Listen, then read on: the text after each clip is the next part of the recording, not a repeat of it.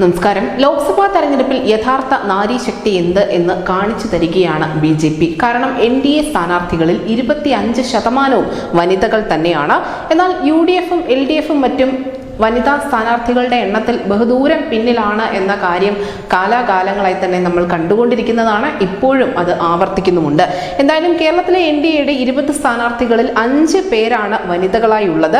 LDF-ന് 2 വനിതാ സ്ഥാനാർത്ഥികളും UDF-നാവട്ടെ ഒറ്റ വനിതാ സ്ഥാനാർത്ഥി മാത്രമാണ് ഉള്ളത്. BJP മുന്നോട്ട് വയ്ക്കുന്ന നാരി ശക്തി എന്ന ആശയത്തോട് പരമാവധി നീതി പുലർത്തിക്കൊണ്ട് തന്നെയാണ് അവർ മുന്നോട്ട് പോയിക്കൊണ്ടിരിക്കുന്നത്. കേരളത്തിൽ ആകെയുള്ള 9 വനിതാ സ്ഥാനാർത്ഥികളിൽ 5 പേരും BJP-ക്ക് വേണ്ടി മത്സരിക്കുന്നവരാണ് എന്നുള്ളത് NDA സംബന്ധിച്ച് അവർ ഒരു നേട്ടമായി എണ്ണി പറയുക തന്നെ ചെയ്യും.